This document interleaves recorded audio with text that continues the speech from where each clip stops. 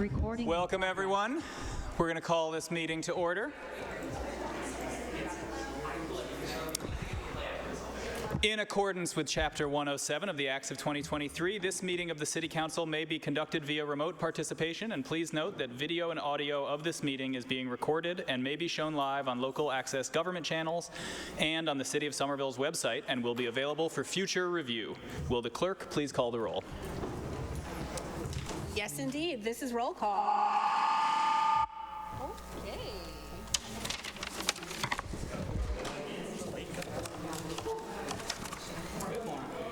This is roll call. Counselor McLaughlin. Here. Counselor Davis. Counselor Scott. Present. Counselor Strezzo. Here. Counselor Klingon. Present. Counselor Wilson. Present. Counselor Burnley. Present. Counselor Gomez-Mocad. Present. Counselor Kelly. Present. Counselor Pineda-Neufeld. Present. Counselor Ewan-Campen. Here. With 10 counselors present and 1 absent, we have a quorum. Thank you, Clerk. Counselor Davis let me know that he has a family obligation and cannot be here tonight. Pursuant to Rule 32, let it be known that this City Council salutes the flag of the United States of America, and let us recall our oath to uphold the Constitution and the laws of the Commonwealth to the best of our abilities and understanding. We will begin this meeting with a moment of silence. Are there any counselors who wish to remember members of the community? Counselors McLaughlin and Klingon. Thank you, Mr. President. I'd like to remember Nancy Katumis, formerly of the Clarendon Hill Towers, as well as 32 Spencer Ave. I grew up on 34 Spencer Ave with her son, Eric, and their grandmother and her whole family that lived on that street. She passed away this week, very sad.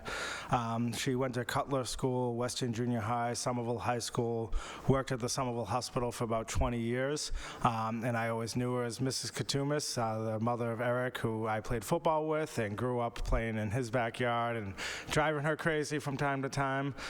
She was a good mother and a good neighbor and community member, and I'm going to miss her.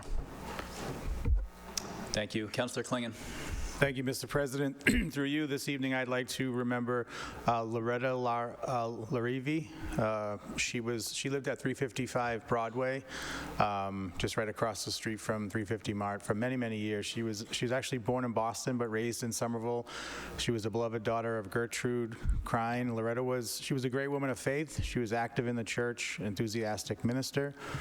I'm sorry, as a Eucharist minister, singing in the choir and many other roles. And she was a lifelong resident. She graduated from Somerville High, where she earned a varsity letter as a cheerleader.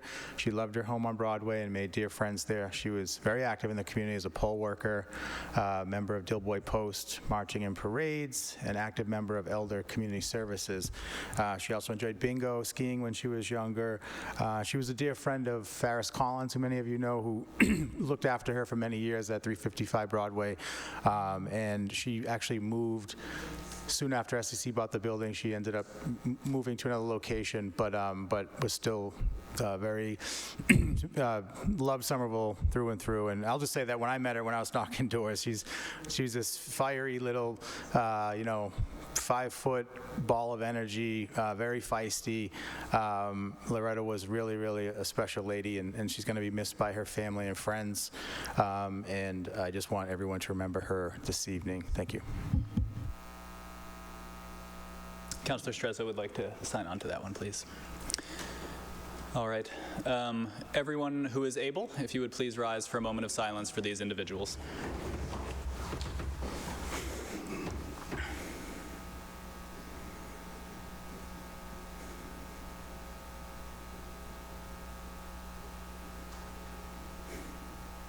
Thank you all.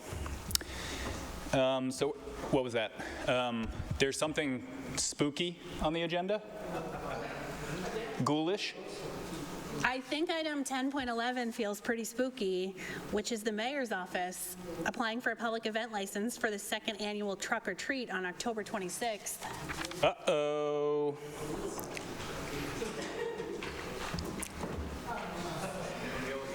Here we go again. Very important business. Thank you very much. Ooh. Through the president. Oh, gosh. Oh, there's a seal.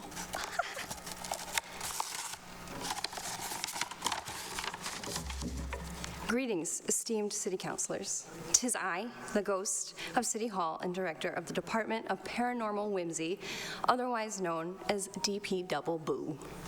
I return to you from beyond the grave to issue an invitation to all those who seek tricks or treats. A mere 10 days hence, the Arts Council will once again be taking to the streets for the Monster Mash on Sunday, October 22nd, 2 to 6 p.m. on Somerville Ave. Join the living and the dead for costumes, parkour, crafts, and more. And for the second year, my human colleagues will be hosting a truck or treat affair outside these very walls. Join us on the concourse the evening of Thursday, October 26th. Our DPW friends will be displaying another monstrous yet friendly truck creature feature.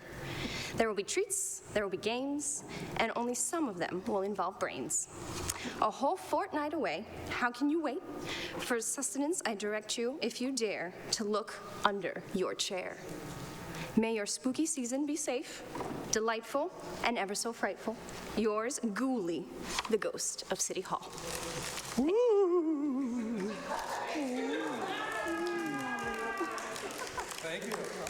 Let the record show there's candy under our chairs. Under $50 worth. Yes, under $50 worth. Thank you very much to our esteemed Department of DP Double. All right, we'll see you all there. That item is approved and sent to committee. Just kidding. Just kidding. Next item, please. Item 1.3 is the approval of the minutes of the regular meeting of September 14th, 2023. Seeing no discussion, those minutes are approved. Colleagues, after our citations and grants of locations, we have one item that we're going to take out of order. That is 4.4, a resolution from Councilor Gomez-Moacad and Pineda Neufeld. And so with that, let's get to the citations. Item 2.1 is a citation by Councilor Gomez-Moacad commending Gandhi Aldana for her contributions to the Latino community in Somerville. Councilor Gomez-Moacad. Yes, I would like to, first I want to recognize Adnan, who's here, a great community member. But I want to say a few words about Gandhi. First, I want to read out the citation. Citation. By hereby Sorry. To all, that the Somerville City Council offers its sincerest commendations to Gandhi Aldana for her contributions to the Somerville Latino community, including leadership and advocacy efforts in her role as Vice President of the Winter Hill Community Innovation School, PTA, ensuring greater engagement of Latino families, and as an organizer with the Padres Latinos de Somerville Public Schools, advocating for the understanding, outreach, and inclusion of our Latino immigrant community. I would like to say a few words about Gandhi. Gandhi Aldana is a Ward 5 resident. I'm very proud she's in my ward, who has been living in Somerville for the past 8 years. Through her leadership and perseverance, Gandhi has made a great impact in the Latino community. And as an organizer and advocate for Padres Latinos de Somerville Public Schools, a mutual aid group made up of a group of more than 200 Portuguese and Spanish-speaking parents who have been supporting each other by sharing information, resources on education, housing, health, community support through social media and WhatsApp. Gandhi is a native of Guatemala, born in Chiquimula, Guatemala. In Guatemala, she was a national fencing champion, representing her country internationally around the world. Her expertise in fencing also led her to become a judge in international competitions. She's the mother of 2 boys and an entrepreneur. She helps run her family business and is a director of sales with Mary Kay. I'm just exhausted reading all she does. Gandhi's involvement in Somerville began with the Head Start Policy Council. As part of her role, she represented Somerville at national conferences for Early Head Start. She is also an active member of mutual aid's Medford and Somerville Mamas, whose role in pooling resources to ensure everyone has what they need has helped our Latino immigrant families stay afloat during and after the pandemic.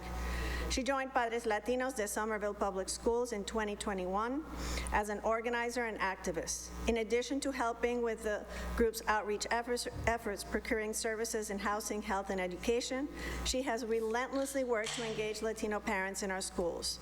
She helped organize Spanish-only coffee hours for parents to build a sense of community and engage with staff and educators, and organize clothes drives to ensure our families had everything they need. Most recently, Gandhi has also joined the Multilingual Parents Advisory Council for Somerville Public Schools. After many years of community service with Padres Latinos, Gandhi Aldana became vice president of the Winter Hill PTA in May 2023, helping revive a PTA that had been inactive for years. As a PTA leader, Gandhi has brought enormous energy and commitment to the school and has successfully increased the participation of Latino families in all school events.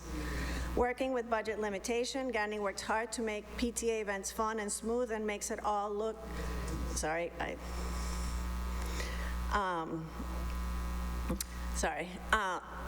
Gandhi worked hard to make PTA events fun and smooth and makes it all look rather easy.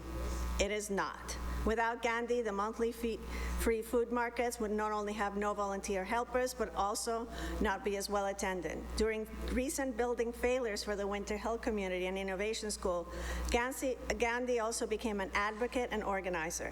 She has been the face of the Winter Hill for Noticias Telemundo and constantly tries to get Latino parents to speak up about their concerns. Somerville is fortunate to have a leader like Gandhi Aldana, an immigrant from Central America who represents a large regional sector of the Somerville Latino community, who is a mother of 2 school children, and who does anything in her power to help her community thrive. Having a leader like Gandhi who is passionate about change and willing to take down barriers is extremely important for an immigrant community here in Somerville that has experienced poverty and inequity. At a time when extreme poverty and inequality in the Latino community have silenced our immigrant populations, taken away their sense of hope, Gandhi has given Somerville's Latino community a voice. Gracias. ¿Quiere decir una palabra, Gandhi?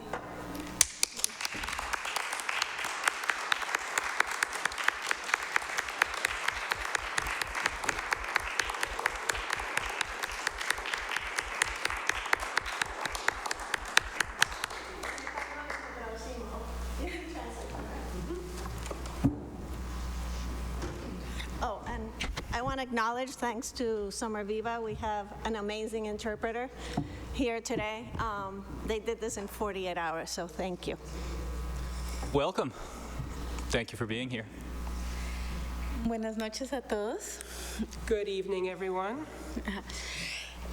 La verdad, este es un reconocimiento jamás esperado, jamás buscado. To be honest, this is a recognition that I had never hoped for and never sought out. Escuchar todo lo que Beatriz dijo hoy me hizo, no sé, llorar y recordar todo lo que se pasa año con año. And after hearing everything that Beatriz said, it made me cry and it made me remember all the things that have happened year by year. La verdad, yo estoy muy agradecida con la ciudad de Somerville porque he encontrado una comunidad extraordinaria. And to be honest, I'm extremely grateful to the Somerville community. I found an extraordinary community here. Es una comunidad que envuelve a todo el resto de personas inmigrantes que venimos acá y que tiene tantas posibilidades tanto para nosotros como para nuestros hijos. It's a city that has welcomed and helped us to get involved as immigrants coming from other countries and presented so many opportunities both for ourselves and for our children. Gracias a todos ustedes también que trabajan duro por hacer posible para que la comunidad se desarrolle de esta manera. And thank you to all of you who are working so hard to make it possible that our community can develop like this. Les invito a que sigamos trabajando para hacer de que esto llegue más al resto de las comunidades, puesto que estamos evolucionando en épocas que están siendo más duras en nuestra situación, tanto económica como social. And I want to invite you all to continue this work moving forward so that we can continue expanding this and reaching more communities in this time when we're going through extraordinary difficulties in our communities, both economically and socially. La verdad, parte de cómo yo me empecé a envolver en todo lo que ha sido la educación y todo lo de la comunidad fue a través de el diagnóstico de mi primer hijo con autismo. Eso me hizo buscar más información y aprender sobre todos los recursos de educación especial.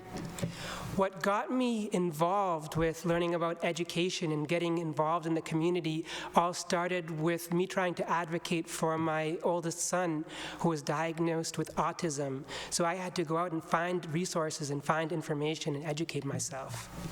Y la verdad, es una ciudad que tiene muchos recursos para educación especial y para ayudar a muchas personas, y es por lo cual quiero seguir trabajando en eso y pido siempre entonces el apoyo de todos ustedes. And this is a city that has so many resources for special education and so many resources in general, and that's why I'm so passionate about continuing this work forward, and I want to ask for the collaboration of all of you.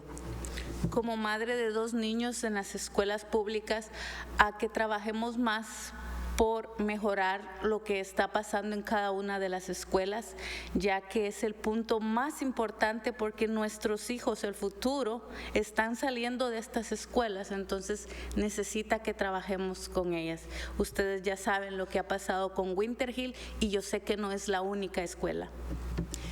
And as a mother of 2 children in the Somerville Public Schools, I believe we have to be doing even more for our schools. We all know what happened with the Winter Hill School, and this situation is not just there, but in a lot of our schools need more work, and we need to do more for this. Entonces apreciaría mucho que si en las manos de todos está, que ayudemos a mejorar los edificios, no solo en estructura, sino que también en espacios, porque nuestra comunidad crece para que este problema no se dé a futuro más. And this is the issue of highest priority for right now because these are our kids and the future of our community. So we need to put more investment not just in the buildings, but also in the spaces so that our kids will have these, be able to benefit from this in the future. Así que agradezco el reconocimiento y créanme que este es más para mí un compromiso para seguir trabajando por toda la comunidad, no solo la latina, sino que la comunidad de Somerville en general para hacer de esta ciudad aún más grande. And I want to say thank you for this recognition, and for me, this is just emphasizes the commitment that I have to keep working for Somerville, not just for the Latino community, but for the whole Somerville community, which continues to grow and grow. Muchas gracias. Thank you.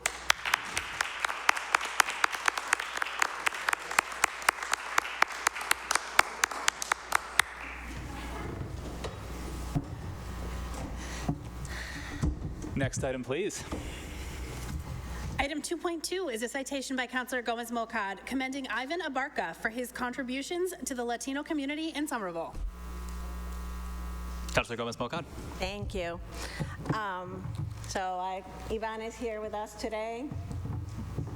And I would like to read the citation. Be it hereby known to all that the Somerville City Council offers its sincerest commendations to Ivan Abarca for his contributions to the Somerville Latino community, including advocacy and outreach efforts as Director of Equity and Inclusion for Somerville Youth Soccer, ensuring greater participation in our Latino youth, and as an organizer for the Padres Latinos de Somerville Public Schools, creating a greater understanding and inclusion of our Latino immigrant community. I also would like to say some words about Ivan because both Gandhi and Ivan are truly impressive members of our community. Ivan Abarca is a Ward 3 resident who has been living in Somerville since 2012. In less than a decade, Ivan has made a great impact in the Latino community here in Somerville, in his role as Director of Equity and Inclusion for the Somerville Youth Soccer League and as an organizer and advocate for Padres Latinos de Somerville Public Schools. a mutual aid group made up of a group of more than 200 Portuguese and Spanish-speaking parents who have been supporting each other by sharing information, resources on education, housing, health, and community support through social media and WhatsApp. Ivan is a native Mexican born in Michoacán, Mexico. He is a first-generation university graduate fluent in Spanish, English, and French. He did his undergraduate degree in Mexico City at Universidad en la Universidad Autónoma Metropolitana de Xochimilco, and his master's and PhD at the School of Advanced Studies in Social Sciences in Paris, France, in sociology, anthropology, and linguistics. He has studied and taught and done research in Mexico, France, Egypt, Israel, and here in the United States. I met Ivan 8 years ago when our daughters were playing soccer together. There on the sidelines, I learned about Ivan's academic work on telenovelas. Ivan has worked on the in-depth analysis of telenovelas and how the public narratives of both television series and film relate to political events in Latin America, particularly in Mexico. He was the first academic I ever met who spoke about the need for academia to understand Latino popular culture, to truly understand Latino culture. He approaches telenovelas as archaeological objects, forms of evidence that shape memories, knowledge, and beliefs, and as an indirect way to analyze how discourses of race, class, social status, religion, and sexual orientation are constructed. In Latin America, governments have control or considerable influence over broadcast media content. Ivan has had an activist aim for his research to influence media companies' policies and begin to effect social change. In 2021, when the president of the Samoa Youth Soccer League was looking for a diversity, equity, and inclusion director, I immediately recommended Ivan for the position. Ivan is passionate about soccer, but more importantly, he's a selfless individual who goes out of his way to help others. Ivan understands that to connect with the Latino community, you need to reach out. A flyer in Spanish or Portuguese is not enough. He has sat in parks, met in people's homes, hosted tables in schools and public events to help welcome and encourage our immigrant families to participate in soccer.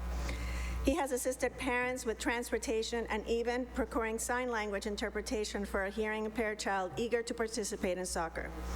He also helps bridge the gap between our white and Latino parents. In 2021, Ivan joined Padres Latinos de Somerville Public Schools as an organizer and activist. In addition to helping with the group's outreach efforts, procuring service of housing, health, and education, he has relentlessly worked to create a greater awareness of our immigrant community.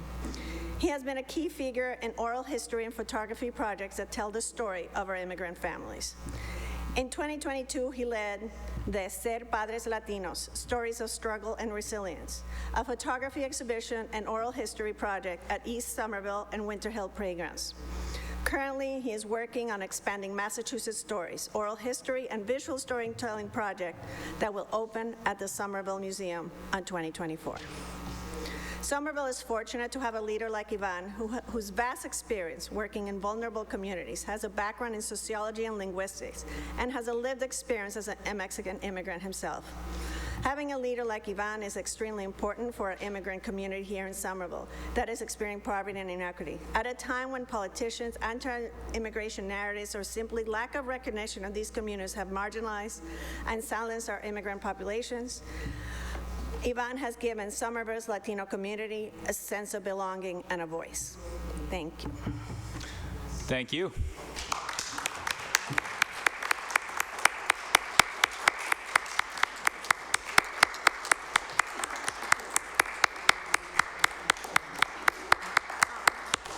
I didn't mention, Ivan is also very passionate about the environment. He was an ambassador for climate change in 2021. He's passionate about gardening, promotes native, so I call him the Renaissance man. Welcome, please.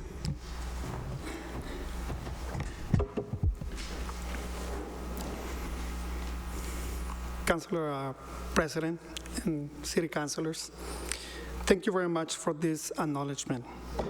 I am truly honored to receive it. My work in the community and its social impact goes well beyond Hispanic and Brazilian families. It touches all immigrants, as well as the lives of many other Somerville residents. My advocacy work with different groups of immigrants in the city is about finding and sharing resources and information about education, health, housing, food, arts, soccer, and enjoying having greener spaces and better services. This work of being an organizer is based on my own experience as being an immigrant myself in different countries. I have lived experience of being a foreigner and feeling lost without knowing the language, without family and friends, and anyone who could help me to understand and navigate the system. While I am deeply grateful to be honored today, I feel that I must say that despite the advances and progress we have accomplished in the city, from the perspective of an immigrant resident, there is a huge disconnect between the city services and immigrant residents. City services are available in offices or on the internet, but many immigrants residents face multiple obstacles in accessing these services, whether it is due to language or technological barriers, or that they work several jobs, or simply that they live in fear following trauma that they have experienced. These residents don't know that the city is here to help, and that it could help alleviate their burdens and improve their lives. Instead of waiting for them to come to you, the city could implement a series of intentional actions with minimal effort and great willingness and impact real social change. For example, the city could increase the social impacts by working officially with different groups and nonprofits. I am not here to advocate for one specific race, ethnic group, or organization.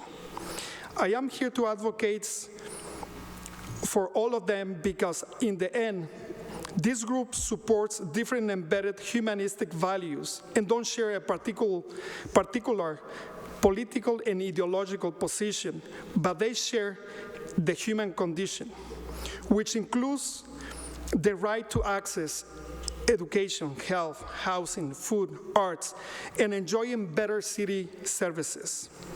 Finally, I want to mention the groups that I am actively involved in which I have made deep social, emotional, and heartwarming connections. Somerville Youth Soccer, Padres Latinos of Somerville, Padres Latinos Somerville Public Schools, Arts at the Armory, Undaunted K-12, and the Somerville Growing Center. Many thanks for this acknowledgement. I am honored, and I accept it with deep gratitude. Thank you. Thank you.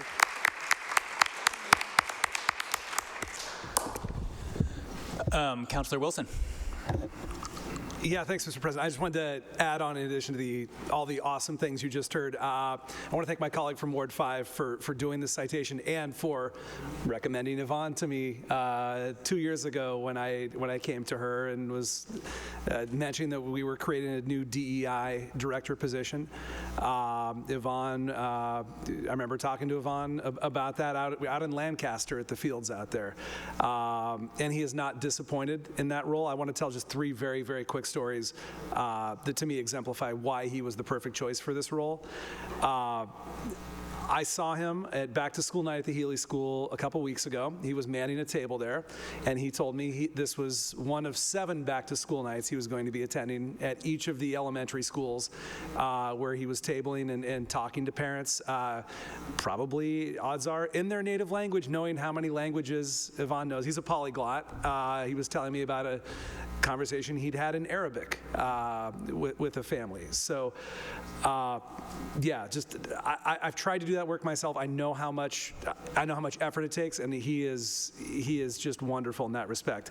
The second story was earlier this year. I was coaching at Conway Field, and I noticed there was ASL interpretation going on, and I was really intrigued about this. And I checked in with the coach and I think someone on the board, and they explained that there was a player with a hearing impairment, and they were having difficulty understanding their coaches.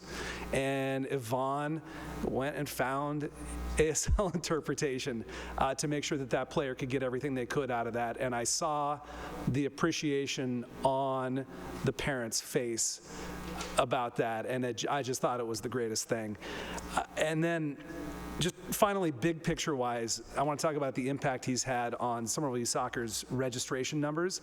This past spring, SYS had 1,400 registrations from kids. Just to put that in perspective, there are just under 3,500 kids, grade 8 and younger, in Somerville Public Schools. It's not you can't perfectly compare that because there are kids at charter schools, at private schools, and SYS goes a little below pre-K. But that's a wild ratio when you think about it. And it just really speaks to the work that Yvonne has done. So yeah, let's definitely please recognize Yvonne. He really deserves it. Thank you. Councilor Gomez-Molcat. I was wondering if we could take a brief break. I wanted to do a picture with the awardees, if you don't mind. Of course. You took the words right out of my mouth. Before our recess, I'll just say on behalf of the council, Ms. Aldana, Mr. Abarca, thank you so much for being here tonight, but for everything you do. It's people like you that make this community what it is. So we're in recess for 5 minutes.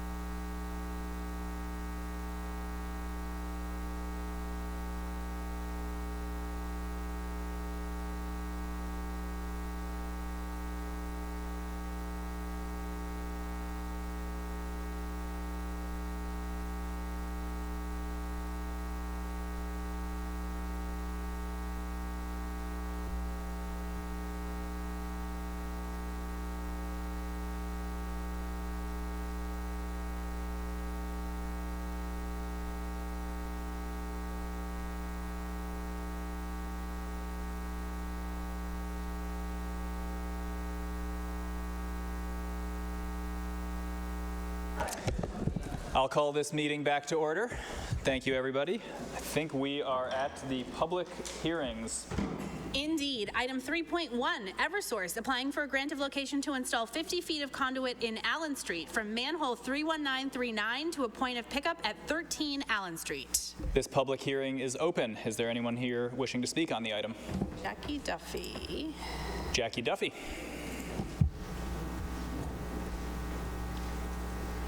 Hi, how are you tonight? We would like to install 50 feet of conduit on Allen Street to provide electric service to 13 Allen Street. Thank you. Is there anyone else here to speak on this? The public hearing is closed. Are there councilors wishing to speak on this?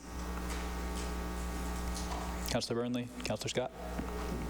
Mr. President, thank you. I've actually reviewed this one and the next one with Jackie during the week, and we're all set. Thank you to Jackie from Eversource for passing along some more detailed plans on the manhole placement and routing. Thank you. Excellent. That item is approved. Thank you.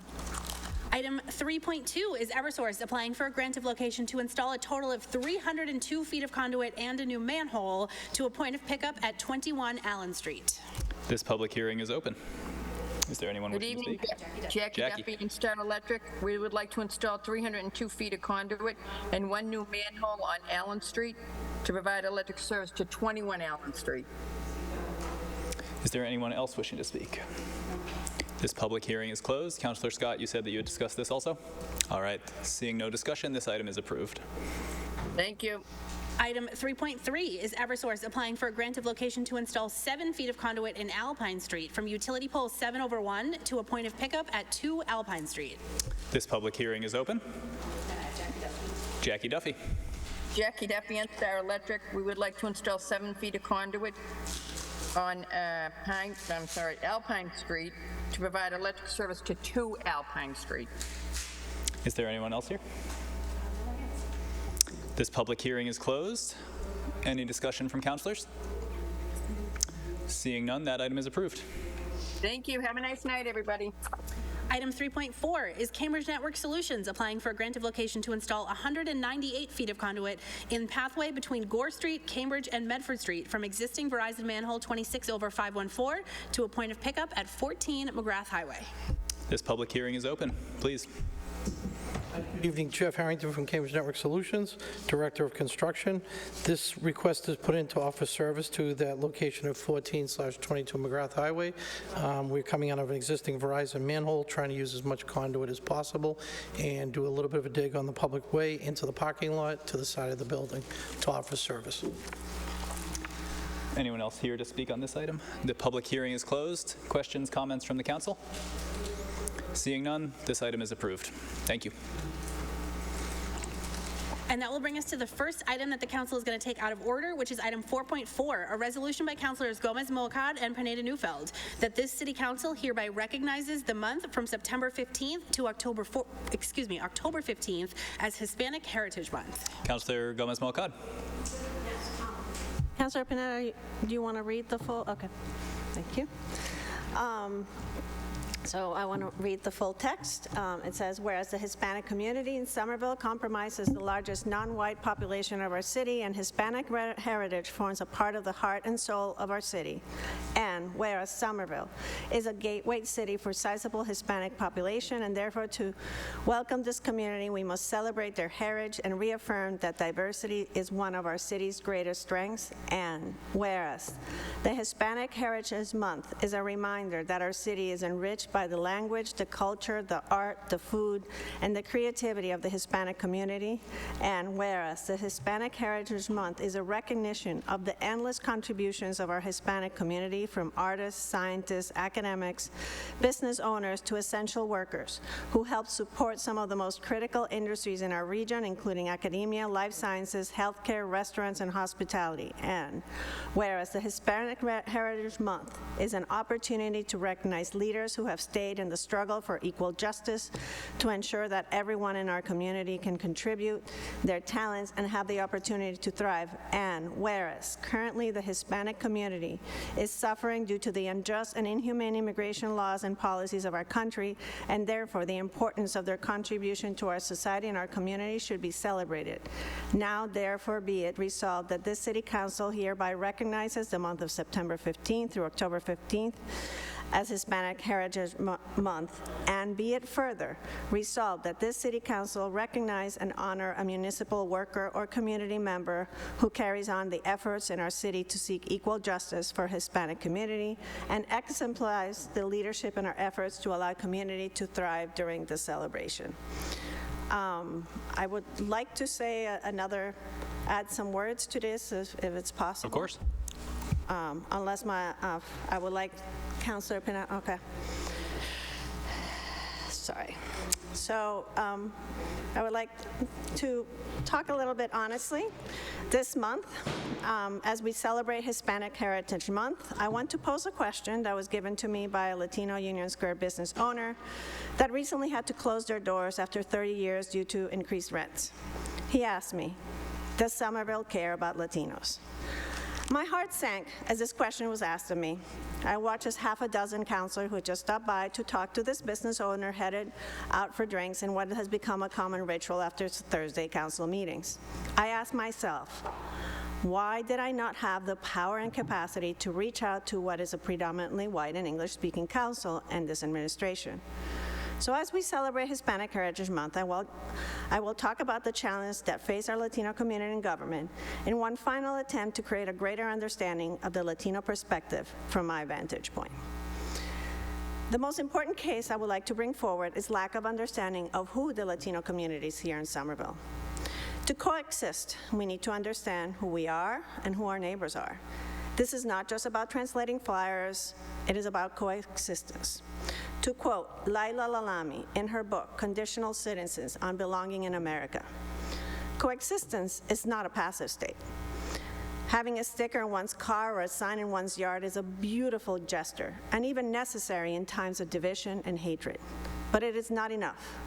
Coexistence, rather, should be the active practice of becoming familiar, whether through exposure to works of imagination or through personal interaction with people who are different. In a multicultural nation where citizens belong to different religious faiths or no faith, that practice becomes imperative. It is the glue that holds a community together and helps us withstand external threats. How do we get to know the Latino community better? So we coexist rather than omit. We need to ask ourselves what we do not know about this community and find ways to reach out and understand each other better. I'm a Puerto Rican woman who arrived in the U.S. mainland in an airplane to pursue a university degree. Yes, I do speak Spanish, but I was fluent in English when I arrived and had no concerns about my legal status. I understand that the experiences and background of our Latino community that is predominantly from the northern triangle of Central America, Guatemala, Honduras, and El Salvador, are different from mine, even though we speak the same language. Although many of these countries also have indigenous language, I do not understand, and just to tell you the complexity of the Spanish language, we have 15 words for kite. This means I, myself, a Latina, have a lot of learning to do about our Somerville Central American community. How have I done this? I take every opportunity I can to interact with our Latino neighbors because I know understanding is what creates bonds in our community, and it will allow us to push for the betterment of our society. Padres Latinos de Somerville Public Schools has been an important bridge for me to further this understanding. The grassroots model of Padres Latinos in which leadership is not the act of one person, but a collective community that aims to empower those in need, help them help themselves, help each other, is one key to the success of this group. The other success is the understanding of how to reach out to the community and earn their trust. There is constant communication through WhatsApp, the most widely used messaging system in the world, keeping community members aware of resources for health, housing, and education. Members of the group reach out directly to the community as well in different ways, whether it's going directly to people's homes, creating social events to people together to share food, experiences, and resources. Providing or helping getting transportation to access resources such as vaccines, English classes, etc., and simply being a support. Through this group, I have gone door to door to sign up families for Summer Youth Soccer, distributed flyers at churches encouraging community members to join Padres Latinos, help neighbors fill out rental application forms, or just gone to help the community members with resources in times of need, like food and clothing. I also helped organize meetings to hear our Latino community's perspective on policing. These experiences have taken me across the city, inside people's homes, from their parks, from Linden Street apartments to crowding housing development. So how does this help me answer whether someone cares about Latinos? I think there's good intent to reach out to community members who are out there working in groups like Padres Latinos and Mamas. Some of our elected officials have also joined these members in closed sessions, thanks to Senator Jelen, Representative Barber, Representative Connolly, Allard Stress and Wilson for their help in the Mamas Padres Latinos drive last fall. Thanks to Representative Barber and Mayor Ballantyne for attending multiple Madres Latinos events to talk about the Work and Mobility Act. I know policies like the municipal voucher and the universal income will be key in meeting the needs of our Latino immigrant communities, providing access to much-needed housing and support income. I want to thank the Ballantyne administration and the Department of Housing Stability for their efforts to make the municipal voucher a reality. Still, our political leaders, particularly in local politics, need to do better in reaching out and getting to know our Latino community. I know it's hard. It takes time to earn the trust of our marginalized communities. This is not about showing up in political events or lining up with progressive groups at rallies to express support of a cause. It is actually about talking to people and getting to know them. This will allow local politicians to develop policies and programs that will help meet the needs of those most in need. We have to do more to protect and support our local businesses, so much of which are owned by Latino businesses. We need to understand that what policing means to an immigrant who carries mostly cash, who is afraid of gang violence due to a turbulent past in their countries, and the continued threat here at home, or who is a victim of domestic violence or fears their child's exposure to crime. We need to understand what services are most important for our Latino communities, like English classes, after-school programs, and health services, and how we can improve access. We have to know what they look for in a community space to help them access services and organize as a community. They've been asking for an immigrant center for a while. We need to know that what limitations our community has to housing beyond costs. What about simple access to available housing rentals, usually managed by rental companies or online systems? What about requirements for a credit score as a deposit and references to access housing? We need to know how school building failures are creating frustration and distress with our school and government in our Latino community, and how to build that trust so the Latino community can be part of the design and planning of our future schools. And I want to add, just as Ivan and Gandhi said, it's immigrant community is not just our Latino community. So I hope Somerville City Council and our administration hears my plea for greater understanding and outreach. I hope as we work to reflect on the future of Latino community during Hispanic Heritage Month, we ask ourselves, what does it mean to care for this community? Remember, the glue that will hold us together in times of crisis and help us address external threats, whether they're health, environmental, or social, is when we understand each other better and respond as a united community. I saw this in Puerto Rico when we were hit by Hurricane Maria.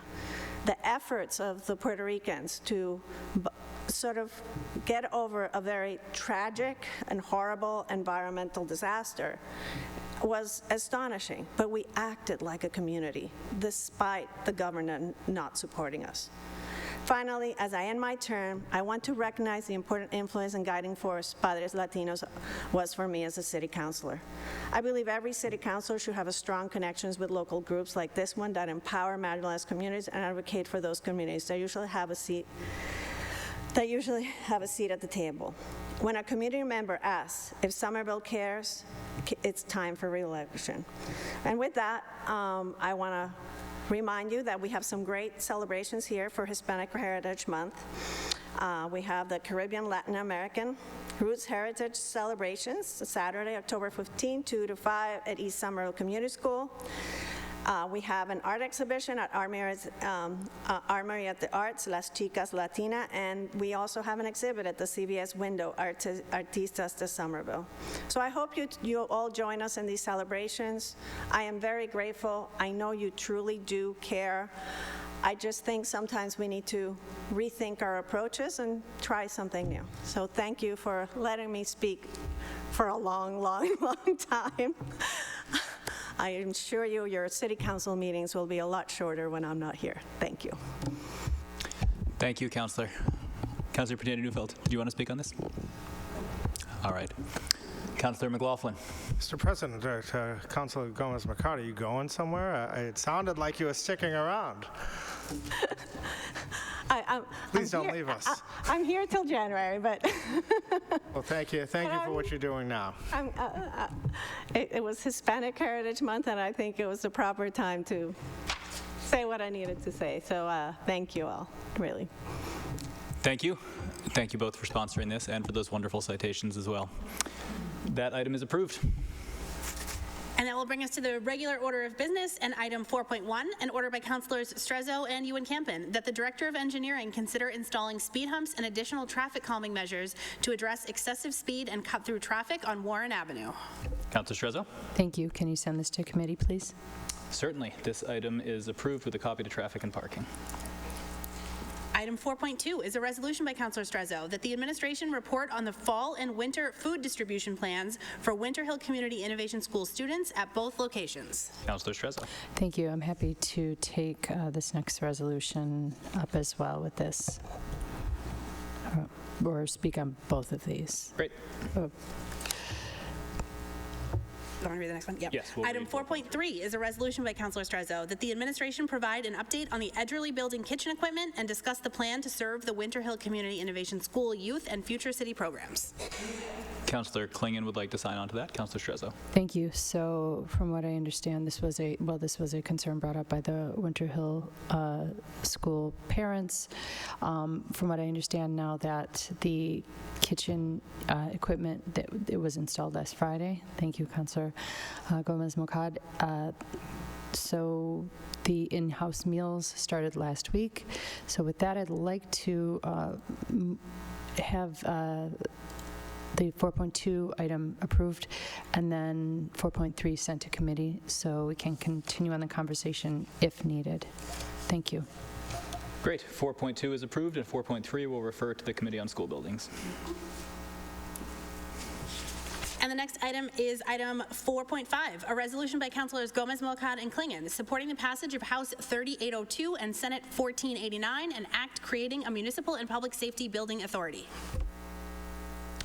Who'd like to go first? Councilor Gomez. Can you please talk first? I think I can't talk. Councilor Klingon. I'm happy to sign on to this. It's kind of along the lines of what we've been focusing on, right, with the buildings and the issues we've been having around buildings. I think it sometimes, falling on just us municipalities. I think we need as much oversight and authority as we can get over these buildings, basically. And that's really all I have. I wasn't expecting to speak. I know that. I think Brendan did a whole thing, and yeah. Councilor Gomez-Mocad. We'll give it to the buildings counselor here. Well, first, I want to thank our clerk for bringing this to my attention, and I want to say, in the spirit of community and collaboration, we don't do things in a vacuum, so thanks to clerk, and thank you for bringing this to our attention. I think this basically boils to, I know I've said it, some of you have said it too, we have a lot of infrastructure improvement to be done. Whether it was because we didn't do proper maintenance or simply because, we we depend on property taxes, and our cities were depressed for a long time. And I know DPW was built in 1950. Here's our municipal infrastructure just hasn't seen renovations for decades. Like, this was built in 1924, and we haven't seen a significant renovation here. And there is limited funding out there. Our cities are limited to, yes, we have more bonding capacity. Yes, our property taxes have gone up and we have more revenue. We've gone from about 180 million to 330 in 10 years. But I think the scale of what we have to do is well beyond that. So we need to leave every resource of funding we have, we need to seek it. Because I think what we're going to hit soon is we can't depend on doing one building at a time. We're going to have to do multiple buildings at a time. So I think it's important to, so this will allow us to pursue, as Brendan writes here, an ambitious repair and rehab program for our municipal buildings. As I said, I said it already, like the 1895 building, we can't just, I said it once, if we leave it there, soon enough, we're going to pay to demo it, not to rebuild it, because there's nothing that deteriorates more than an abandoned building. At the same time, we need to advance a very ambitious school building, want to call it master plan, whatever you want to call it. We need at least one new school building. And in addition to that, as I sit in the school building committee, we have HVAC systems that need to be upgraded. I was just talking to a neighbor today. Some of you might know that the Kennedy School, and at large, please don't forget about this, and whoever replaces me, the Kennedy School has a temp chiller that is very loud, very disruptive to the community, but they have to put it up to it to make sure our kids don't overheat in the warm months. So these are things we put ourselves in difficult situations, and I think I've said enough, but I think, again, I thank our clerk for bringing us to attention, and I think we should be supporting this. Thank you. Thank you. Councilor Kling. Mr. President, so yeah, sorry I got caught off guard. This was, I absolutely signed on to this because it sounds very similar to the MSBA with the school buildings and aid from the state in order to help us, on construction improvements to public safety and municipal office buildings, which, as you can see, we have many of. And since, legislative Brendan works pretty hard on this. I am going to read, I'd like you all to sign on this because I do think that this definitely strikes to the heart of many of the issues we're having in Somerville. So I am going to read the resolution just so, we at least give this its proper attention. Whereas the city of Somerville faces a crisis of crumbling infrastructure and aging municipal and public safety buildings, which inconveniences municipal employees and interferes with the provision of services to constituents. And whereas critical municipal infrastructure has not seen significant renovations in decades, and in the case of City Hall, not since 1924. And whereas the city of Somerville, like other municipalities in the Commonwealth of Massachusetts, has limited funding available due to state law restrictions on property tax and other forms of local revenue. Whereas additional state support for funding municipal infrastructure projects would permit the city to pursue a more ambitious repair and rehab program for municipal buildings without compromising efforts to improve local schools. Now, therefore, be it resolved that the City of Somerville Council supports the passage of H3802 and Senate Bill 1489, an act creating a municipal and public safety building authority. And I think it's a worthwhile effort, and I hope you will all sign on and perhaps testify when the time comes. Thank you. Excellent. Thank you all. I'd like to sign on. Councilor McLaughlin as well. Councilor Wilson and Strezzo as well. It sounds like a great idea. And thank you for bringing it to our attention. Since they cut off state aid years ago, I think this is one way to claw some of that aid back in assistance. Thank you. Councilor Strezzo. Thank you. Through you to Councilor Klingon. Do you know if there are any plans in these bills to update the heinous City Hall curtains. May or may not have been purchased in the 80s. Thank you. Not Do you sure have we can any- blame the state for these. All right, that item is approved. Next item, please. Item 5.1 is a public communication from David Enos requesting the adoption of an amendment to the zoning ordinance map to change the zoning district of 0 White Street Place from mid-rise 4 to urban residential and 14 White Street Place from neighborhood residential to urban residential. Thank you. So this is an item, a proposed zoning change. We had a public hearing in land use with the planning board. It received a favorable recommendation from the planning board. It moved out of land use committee, and we laid it on the table to allow time for additional public comment. Councilor Gomez-Moacad, how would you like to proceed? I have not heard any public comment, any feedback, and this is, to me, a very reasonable. We're right next to Porter Square. The adjacent property is a UR, so it's a very reasonable change. Thank you. Excellent. So I believe we need 3 votes. The first is to approve. The item is approved. And then on enrollment. Counselor McLaughlin. Yes. Counselor Davis. Counselor Scott. Yes. Counselor Strezzo. Yes. Counselor Klingon. Yes. Counselor Wilson. Yes. Counselor Burnley. Aye. Counselor Gomez-Moacad. Yes. Counselor Kelly. Yes. Counselor Pineda-Newfeld. Yes. Counselor Ewan-Campen. Yes. With 10 counselors in favor, none opposed, and 1 absent, that item is enrolled. And on ordainment, Counselor McLaughlin. Yes. Counselor Davis. Counselor Scott. Yes. Counselor Strezzo. Yes. Counselor Klingon. Yes. Counselor Wilson. Yes. Counselor Burnley. Aye. Counselor Gomez-Moacad. Yes. Counselor Kelly. Yes. Counselor Pineda-Newfeld. Yes. Counselor Ewan-Campen. Yes. With 10 counselors in favor, none opposed, and 1 absent, that item is ordained. Excellent. Next item, please. The next item is item 6A, a report of the Committee on Land Use, meeting on October 5th, 2023. Councilor McLaughlin. Thank you, Mr. President. We had a very brisk Land Use Committee meeting with no votes were taken. We did discuss 2 items that will be discussed in a public hearing for the 19th, which were of great importance. One is a change to our no more than 4 rule of no more than 4 unrelated people living in a house. The city has proposed a change to that we will have a public hearing on the 19th for, as well as the 3rd unit as of right, which would bring us in compliance with the MBTA Communities Act. Both of these items will be discussed, and they're very significant items to be discussed. We also just placed on file, work complete, the linkage nexus study that we all approved previously. We had a discussion about Palmer Court, which is in my neighborhood, which is a open space that the city purchased and got positive feedback there. And then we placed on file an item about Union Square 1 development, which will be refiled. So I submit this for approval. Seeing no discussion, that item is approved.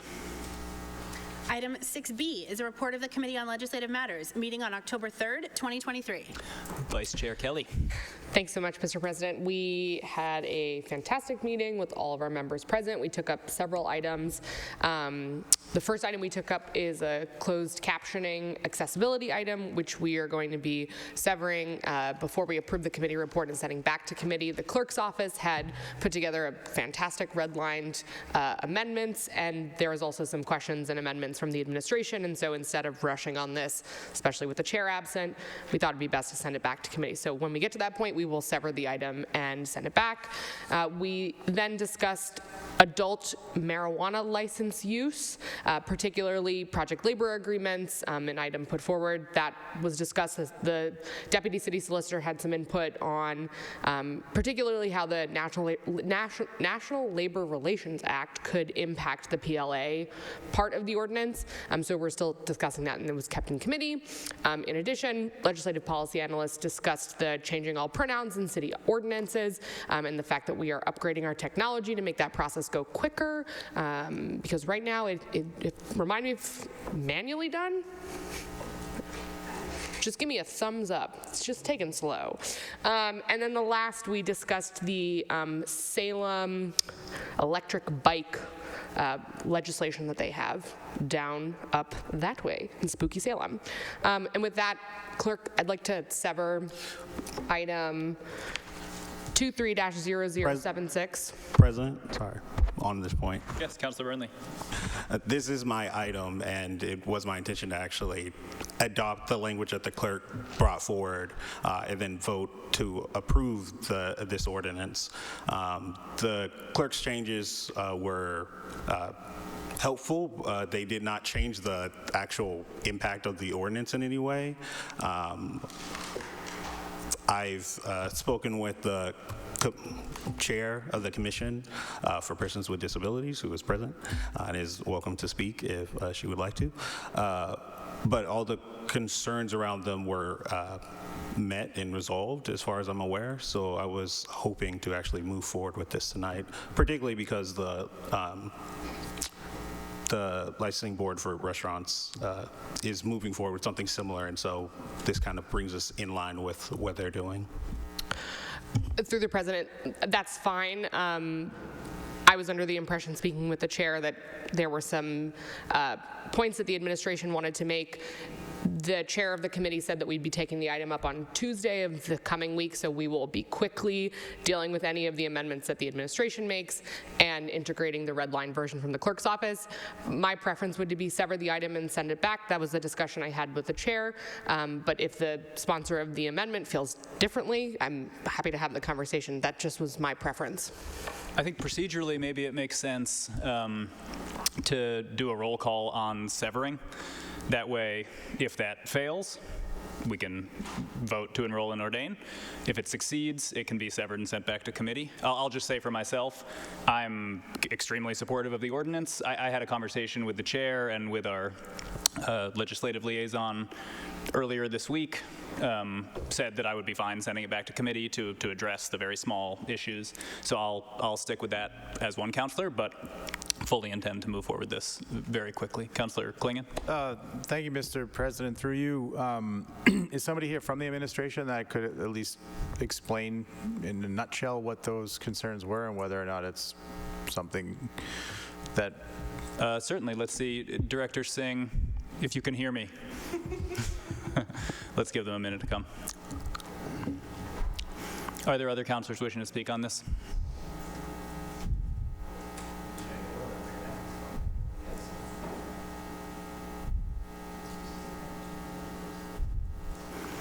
All right, why don't we lay this on the table? I'll send Director Singh a text, see if we can have that discussion. So we're laying the whole Yeah, we'll lay the committee report on the table. So the next item then will be item 6C, a report of the Committee on Public Utilities and Public Works, meeting on October 2nd, 2023. Councilor Klingon. Oh, I see Liaison Carrijo is here. Welcome. Let's take back up the committee report on legislative matters. In running from my office to here, I missed the end of the question. Could you just repeat the question? Sorry. The question, as I understand it, the administration had said there are a couple outstanding things they'd like to discuss about the closed captioning ordinance. Councilor Klingon asked, what are those things? Thank you. Through the president, again, just wanted to echo the support we all have for this bill, not about whether or not we support or not, but there are a few pieces that the administration would like to shore up in terms of one specific example that was shared with me is that if you have a business that, serves clients that predominantly speak a different language aside from English, the document before you all is silent on whether or not the closed captions have to be in English or not. So we just want to take a minute to kind of clarify that and make sure that it's clear that we're not trying to impose English subtitles in a business that might not necessarily suit their needs. So it's more just staff haven't had time to dig into it and make sure that all of the little pieces, all the I's are dotted and T's are crossed. That's helpful, thank you. I'm not trying to put anybody on the spot, it's just that the originator of the item was eager to read it, and no one seemed to touch base with him as we all worked out the issues that we had prior to the meeting. So I just want to know what the reason is in case if he does call a vote to pass it tonight, so I have something to think about. Thank you. Councilor Strezzo has not spoken on this, and then Councilor Kellyanne Burnley. Thank you, Mr. President. I will support severing the item and bringing it back to committee. We all support this, but one of the big things with policy is you want to make sure that you, beforehand, that you have assessed that all unintended consequences are considered, and that's important. So I say that we all support this. This is fantastic, but it's a matter of making sure we're being extremely thorough in this.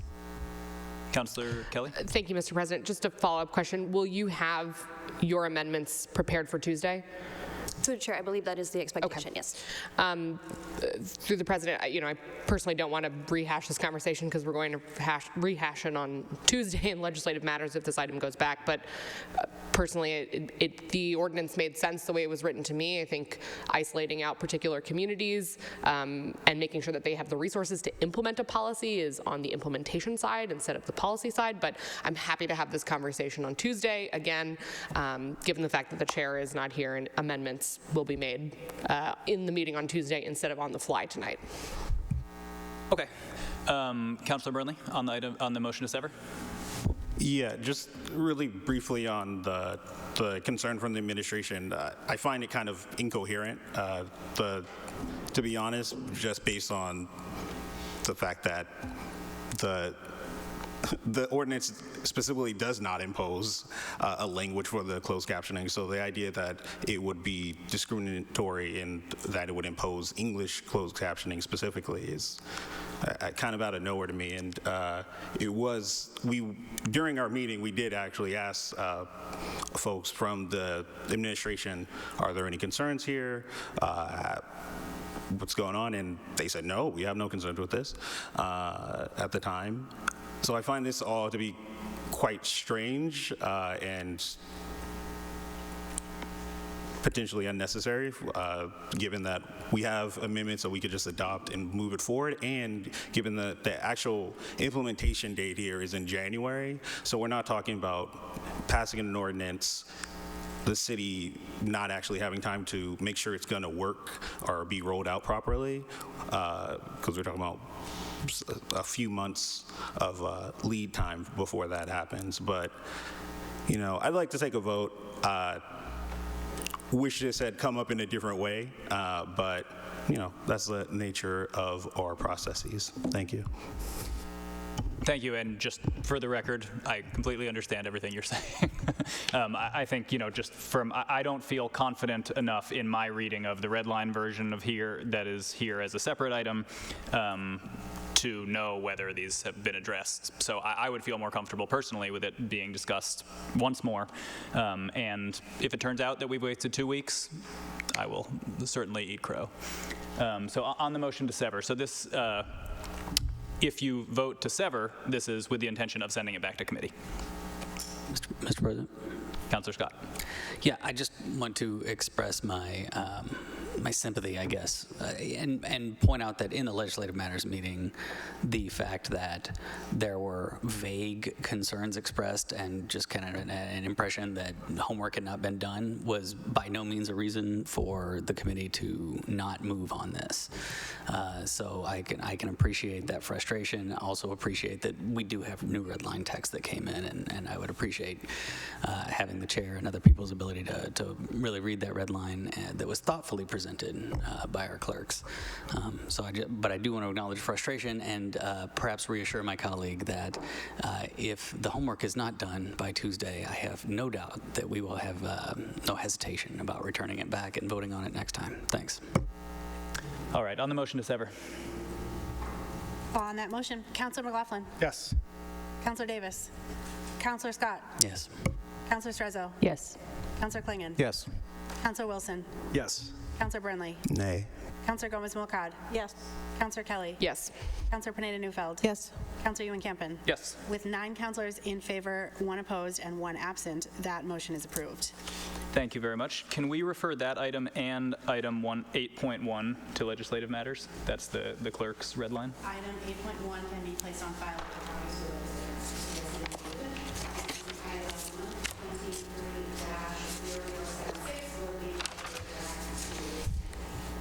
Excellent, thank you. And then Councillor Kelly, there's an item to discharge. Once we've approved the committee report. The committee report is approved.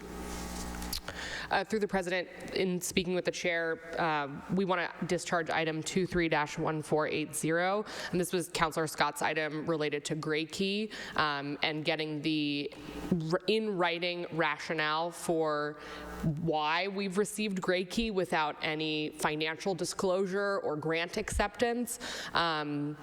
The impact report that we're going to be receiving tonight on Gray Key that we'll be discussing in legislative matters on Tuesday won't have context for that because it is not a financial component of the impact report. And in discussing it, it made more sense for that item to go back to this body, send it to finance, if that's fine with the submitter of the item, and discuss that in the context of SPD and grants, broadly speaking. I sit on that committee. Personally, that makes sense to me. We've had numerous conversations about how grants are submitted or not submitted in many ways, and that the conversation felt more appropriate for that committee. So if that is okay with the submitter of the item, the president, we'd like to discharge that item and send it back to finance. A-okay, Mr. President. Councilor Scott says A-okay. Councilor Wilson says A-okay. That item is discharged from legislative matters and referred to finance. And then we will pick up item 6C from the table, which is the Committee on Public Utilities and Public Works, meeting on October 2nd, 2023. Councilor Klingon. Yeah, thank you, Mr. President. Through you, very uneventful meeting, a lot of housekeeping, a lot of things that were sort of just start of discussions that administration wasn't yet, didn't have something prepared for. Ultimately, it had to do with staff not being able to be there because of double bookings and so on. So going to take things back up in the November meeting. With that, I ask that this committee report be accepted. Without discussion, that item is approved. Item 6D is a report of the Special Committee on School Building Facilities and Maintenance, meeting on October 4th, 2023. Councilor Gomez-Moacad, what's going on? So we met on October 4th. We had, in addition to Councilor Davis and Councilor Klingon, we had in attendance DPW Commissioner Jill Lathan, Director Rage from Infrastructure and Asset Management, School Committee member Laura Pitone and Sarah Dion, and our new superintendent, Ruben Carmona, made a later appearance on the subject. So we started first reviewing, getting an update on the infrastructure, on the school building systems feasibility study. I asked about the status of the Kennedy School chiller as I brought up this to others' attention. The projects had just gone out to bid. We should have a contractor on board by November. The catch is that the unit is, it takes 47 weeks to build the unit. So we're not going to see this until probably installed until a year from now. So we will have a temporary chiller in the Kennedy School again. I also asked for the status of the projects of the Healy and the West Somerville schools. They're looking at multiple solutions. We didn't have quite a timeline. I asked for the next meeting that we do have a timeline. Again, I think it's important that we follow up on these items. Then we asked for an update on the status of the school building feasibility study. We merged that with the request for a timeline for the Winter Hill School. Because my understanding is this is all, it's a big master plan to decide what we're doing with maybe one or two buildings. So I referenced item at the last, and May 1st of the last time we met, we were giving master plan a small timeline. I requested that I'm finding discrepancies between the language in our feasibility study and what the MSBA requires. Director Shedd said that some of the terms are different, so I warn everybody, you need to be careful about that. And but I did ask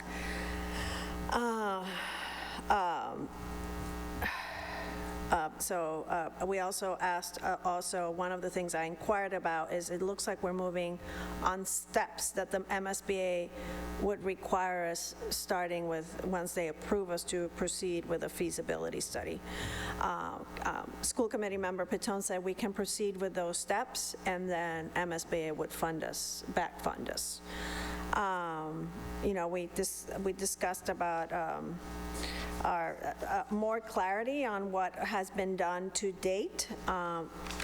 Director Rage confirmed that the enrollment study and the building capacity studies are now complete. When Councilor Klingon asked for a timeline for the Winter Hill School, Director Reg replied that the timeline is what the department is currently working on to develop. So we're hoping for our next meeting we have a more detailed timeline. We did get some information, so just to be clear, sorry, I'm rambling because I'm trying to read as we go along. We're in the process of doing we've done the building capacity and the enrollment study. We're in the next phase right now, which is trying to look at site locations. Director Rage noted that we're starting to do kind of what I would call fit-outs of different sites where we could go. He referred to looking at the high school study to see what sites they would be looking at. I encourage everyone to go back to the high school report that's online to understand that. But there are basically 4 sites there, which are, don't get alarmed, Trump, Foss, Dilboy. Trump, Foss, and Dilboy are the 3 I can get out of the top of my head right now, other than the existing sites. I had some concern that we were looking at timelines without engaging the community, location of sites, engaging the community. Superintendent Carmona stated that no decision has been made at this level, and we're just evaluating viable options that will be presented to the community.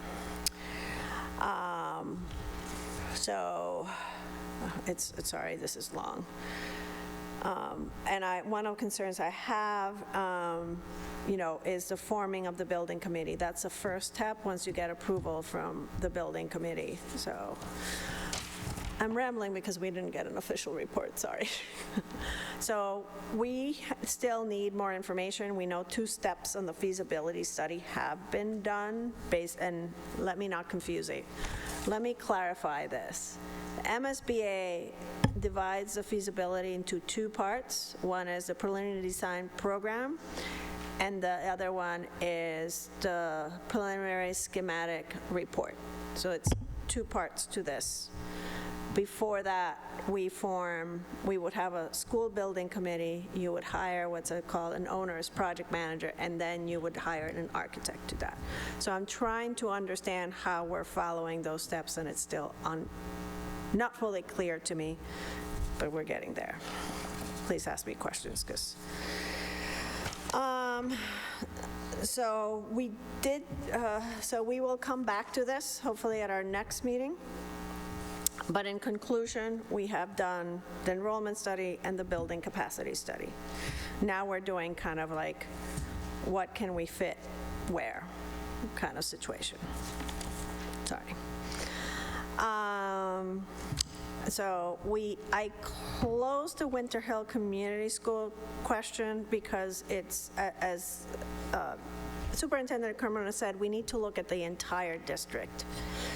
So the schedule would be for it wouldn't be particularly, it's whatever the new building or buildings are. And that's what we call the feasibility study. I'm going to rename that.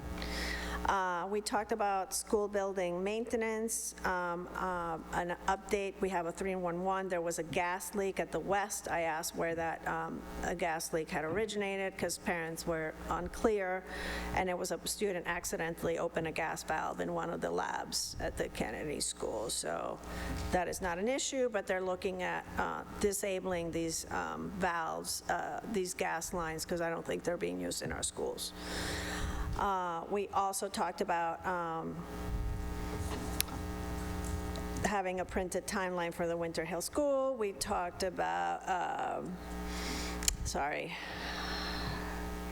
I'm asking for a 5-year assessment of our school buildings, and Commissioner Lathan is going to look into that.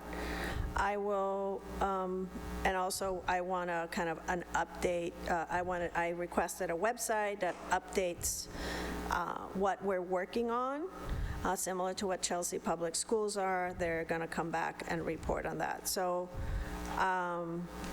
and we also talked about the website and having a website where we have all the information going on in the schools. Right now it sits in the Winter Hill Community Innovation School, and I'm asking that it sits separately from that because it's very hard to find, and I believe you had requested that, Councilor Estresso. And that's it. I recommend we submit this for approval, and I ask that you I do ask that you look at the timeline that was submitted in the May 1st. I'm happy to distribute it to all councilors, that you look at the high school and the timeline and what happened there. It really explains the steps. And just to let you know, the feasibility report you report to MSBA is over 1,000 pages long and includes a whole, it's not just the school buildings, but it's the program of the school buildings. And you have to look at every option, including what if I just brought the building to code? Can this allow me to do what I can? And then you go into an addition or a new building. Any questions? Sorry. No, thank you for that detailed report. I appreciate it. Are there questions? Seeing none, that committee report is approved. Councilor Wilson.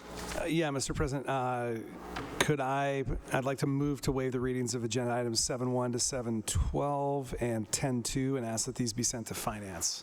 Those items are referred to Finance.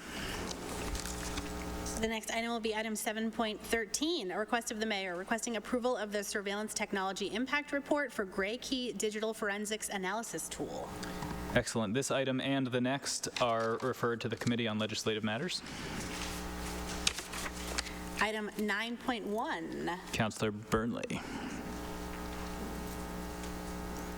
Through you, can items 9.1 through 9.7, 10.3 through 10.5, and 10.9 through 10.11 have their readings waived and be approved, with 10.6 through 10.8 sent to licenses and permit. Got that? I did. Excellent. That will bring us to item 9.8, a public communication from the Massachusetts Department of Transportation conveying the alteration of a location of a section of state highway. They're picking it up and moving it. That item is placed on file. Item 9.9 is a public communication from 5 residents submitting comments regarding item 23-0940, a zoning map amendment to change the zoning district of 200 Innerbelt Road from commercial industry to high-rise. That item is placed on file with a copy to land use. And item 10.12 is a public communication from Robert Collins submitting comments regarding transportation infrastructure. That item is placed on file. And that brings us to the end of the agenda, Mr. President. Are there any late items? That is everyone's favorite question. I see no further items before the council. Excellent. Colleagues, we are adjourned. Have a good night.